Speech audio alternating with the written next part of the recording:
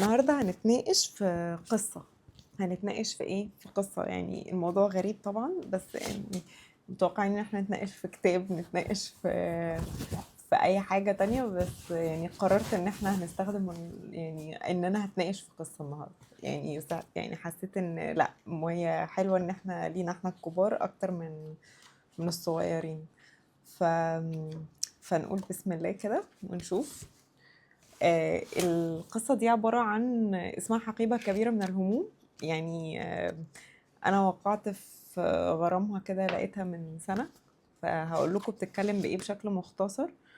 هي بتتكلم عن إزاي إن كان في بنت عايشة حياتها طبيعية وكل حاجة سريعا. يعني فترة لقت نفسها أكثر تعاسة وحزينة، وعندها قلق بيزيد، عندها خوف من حاجات كتير، شايلة هم الناس حواليها، الحاجات دي كلها. المهم بعد كده فبدأت الشنطة بتاعتها تكبر تكبر تكبر لحد ما بقت الشنطة بدأت حجمها مش عارفة تتخلص منها. حاولت تتخلص منها، بتهرب منها في كل مكان، الشنطة وراها وراها وراها. وبعدين اللي بيحصل في كل مكان بقى بتيجي وراها. انا مش هحكي لكم القصة كلها، عشان لو عرفتوا تجيبوها هتبقى حاجة حلوة. وما اعرفش الصراحه برضه حقوق الملكيه ايه نظامها، فانا مش قادره احكي القصه كلها. المهم في الاخر يعني الشنطه دي من كتر ما هي بقت كبيره، البنت بقت مش عارفه تتحرك، ولا عارفه تروح في حته، ولا عارفه تت يعني تختفي منها، ومش عارفه تروح لمين. صحابها مش عارفين يساعدوها، شايفه مامتها وباباها كل واحد فيهم مشغول ومش عايزه تزود همومه. اخوها طلبت منه مساعده، قال لها انا مش فاضي، انا قاعد بلعب على الاجهزه، يعني بلاي ستيشن. حد ما في مره قعدت يأسة كده، راحت جات لها الست الحكيمه. الست دي عسولة قوي، فقعدت تقول لها اللي هي الجزئيه اللي خلتني بقى احكي القصه النهارده، او ان انا اتناقش فيها النهارده. قالت لها ايه ده؟ قالت لها ايه الحقيبه الكبيره الضخمه دي من الهموم؟ وقعدت تشرح لها بقى ملك وهي بتعيط ان ازاي ان الشنطه دي قعدت تطاردها طول الوقت وتتضخم من اسبوع لاسبوع ومش عارفه تتخلص منها. راحت الست العجوز قالت لها ايه؟ طب يلا تعالي نفتحها ونشوف جواها ايه. يعني رد منطقي جدا. راحت ملك قالت لها لا، ما اقدرش افتحها. هي باللغه العربيه الفصحى، بس انا بحكيها لكم بالعاميه. قالت لها لا، انا ما اقدرش افتحها عشان لو انا فتحتها الهموم اللي جواها دي هتنط، وانا مش عارفه هتروح فين. فانا مش هعرف، ومش عارفه ايه اللي ممكن يحصل، فدي حاجه يعني مرعبه. لا لا لا، احنا مش هنفتحها. راحت ست قالت لها، الست الكبيره دي قالت لها بحزم كده، قالت لها ده كلام فاضي. ايه الهبل اللي انتي بتقوليه ده؟ الهموم ما بتكرهش حاجه اكتر من ان يراها الناس. يعني فلو عندك اي هموم حتى لو كانت صغيرة، السر الوحيد هو انك تخرجيها بالراحة، واحدة بعد واحدة، وتخلي شخص تاني يشوفها يشاهدها، والهموم دي هتختفي بسرعة. فيعني ده بقى الجزء المهم في القصة دي كلها. وبعدين ملك فتحت الحقيبة، وهي ست كمان كانت معاها، وقسموها بقى مجموعات. في ناس بقى في هموم أول ما شافت الشمس اتحرقت وفي هموم طارت، وفي هموم بتاعت ماما بعتتها لها، وفي هموم بتاعت بابا بعتتها له، وفي هموم بتاعت الجيران بعتتها لهم. وبقيه الهموم بقى المشاكل بتاعت ملك بقى الهموم بتاعتها حاجات صغيره. الست الكبيره قالت لها ايه دي بقى احنا هنشتغل عليها مع بعض. والحقيبه فضيت. فهو ده، هي اسمها حقيبه كبيره من الهموم. تبع دار البلسم.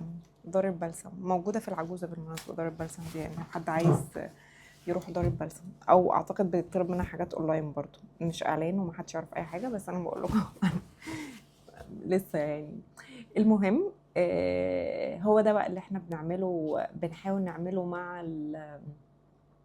ال البيرنتس او الاباء والامهات، او حتى مع الاطفال. هو ده اللي بيخلي لما حد بيجي يشتغل وفي الاخر في حاجة مكلكعة، في حاجة انا جاي اشوف عايز ابني يبطل يعمل كذا، عايز بنتي تبطل تعمل ده، فبنبدأ نتكلم، فبتطلع حاجات عندهم هم عند الاب او الام. هي في حاجات بنعرف نتعامل بيها وفي حاجات احنا مش بنعرف نتعامل بيها، فروحوا والله يا جماعه الثيرابيست او معالج. وفي حاجات والله دي تخصنا، وفي حاجات مش بتاعتك اصلا. وده اللي احنا محتاجين نعمله مع الولاد برضو. ان الاطفال معظمها بتشيل هموم اكبر من طاقتها، بتشيل هموم بيت، بتشيل هموم اصلاح البيت كله، بتشيل هموم ان لو حد يعني عنده مشكلة في البيت، بنحاول نصلح ده. بيحاولوا يصلحوا بين الاب والام، بيبقوا شايفين ان اي مشكلة بتحصل ما بينهم احنا السبب.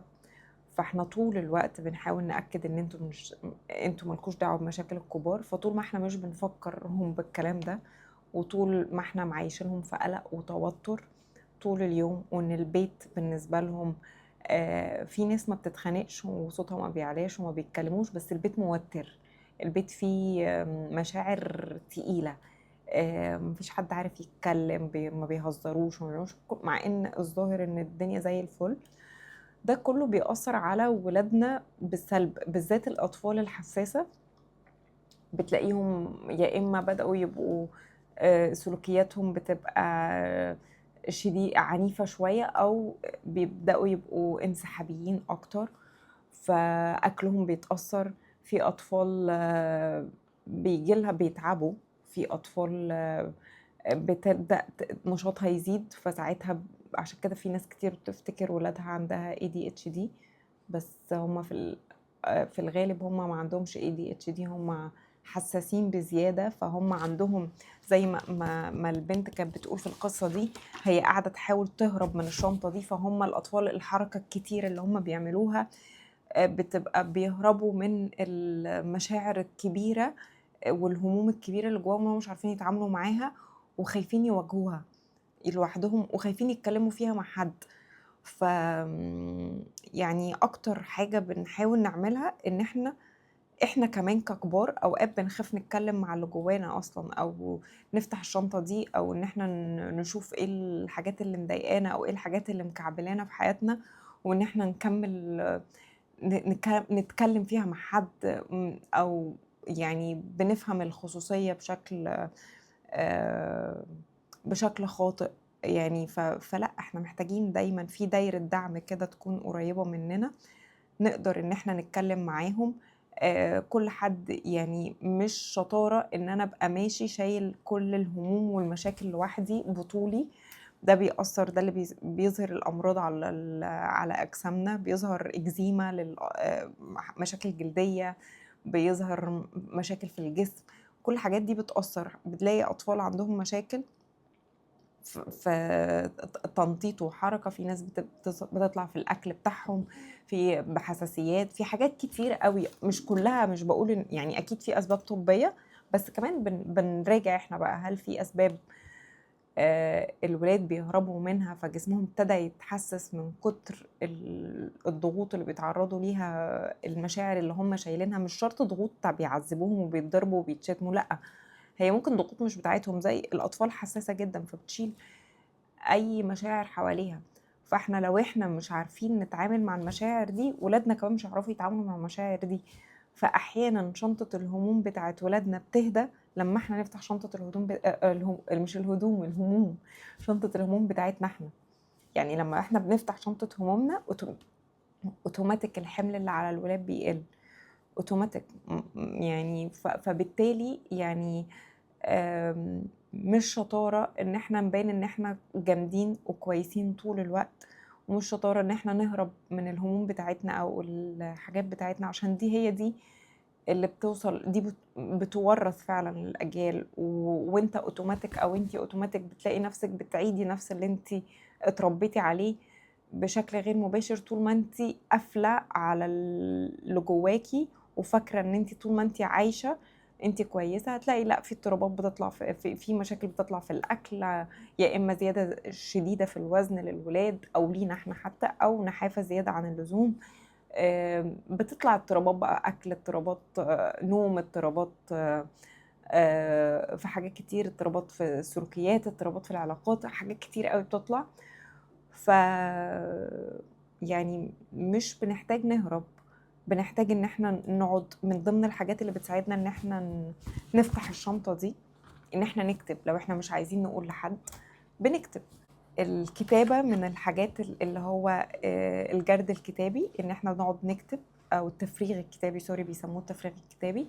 بنقعد نكتب ايه اللي احنا بنفكر فيه اوتوماتيك. ده من الحاجات اللي بتساعدنا بجزء كبير جدا جدا جدا، وبتخلينا نشوف الحاجة على حقيقتها، او بتساعد مخنا يرتب الملفات اللي جواه. فبنشوف ان دي حاجة انا اقدر اتعامل معاها، ودي حاجة انا ما اقدرش اتعامل معاها. ف بجد بجد يعني حاولوا تفضوا شنط الهموم بتاعتكم، عشان الشنط دي بتتنقل للولاد، ودي بتأثر على النمو بتاعهم. فأكتر هدية انت ممكن تديها لولادك ان انت تفك شنطة الهموم بتاعتك وتتعامل معاها قبل ما تتعامل مع شنطة الهموم بتاعت ولادك. فهم هيتعلموا اوتوماتيك ان هم يطلعوا شنطة الهموم بتاعتهم واحدة واحدة. بس زي ما اتفقنا، اهم حاجة يكون شنطة الهموم بنطلعها مش مرة واحدة، بنفتح الهموم، بنفتحها. والحاجة التانية، بنشوف حد يكون أمين بنفتح معاه الشنطة دي، يعني بنشارك ده مع حد أمين. بيكون معانا حد بيبقى بيشهد على الهموم اللي احنا بنطلعها، او المشاكل اللي جوانا، او الافكار. ان شاء الله لو افكار، ان شاء الله لو هي مش حقيقية بس هي شغلة دماغك، يبقى هي حقيقية، يبقى هي بتأثر. ف كل الحاجات دي عشان ليه؟ عشان انتوا هتقولي ده انت مالك انت بالجزء ده خاص بينا احنا الكبار. عشان ده بيأثر على اولادكم، وده بيأثر على المشاعر بتاعه الاطفال، وبالتالي بيأثر على سلوكياتهم، وبالتالي بيأثر على نموهم النفسي ونضجهم النفسي. وبس كده. يعني اتمنى يكون الفيديو ده هو مختلف شويه، بس انا يعني مش مرتبه الكلام فيه، بس كنت حاسه ان انا محتاجه. القصه دي لمستني قوي وعايزه اتكلم فيها بقالي كتير، فقلت ان انا محتاجه اطلع اتكلم. مستنيه رايكم، ومستنيه ان انتوا برضو تفتحوا شنط الهموم بتاعتكم. بس اختاروا دايما يكون مع حد امين، حد يعني، وما تبقوش لوحدكم، وتطلعوها بالراحه. ومن ضمن الحاجات اللي بتساعدنا ان احنا نفتح الشنطه التفريغ اليومي والكتابي. تمام. شكرا.